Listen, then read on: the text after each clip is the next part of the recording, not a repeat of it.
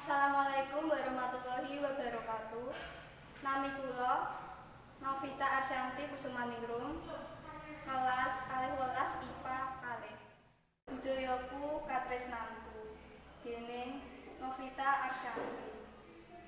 Kanca-kancaku, tresnaku marang budayaku kaya lintang wayah nalika wayah awan tansah ana senadyan ora katon. Kanca-kancaku, aja kendhat nguri-nguri budaya kita. Kuwi tandha rasa tresna. Yen ora dijaga, bisa-bisa diaku bangsa liya. Kanca-kancaku, sapa maneh yen ora kita? Kapan maneh yen ora saiki? Ning endi maneh yen ora ning kene? Pitakon iki yo kanggo awake dhewe.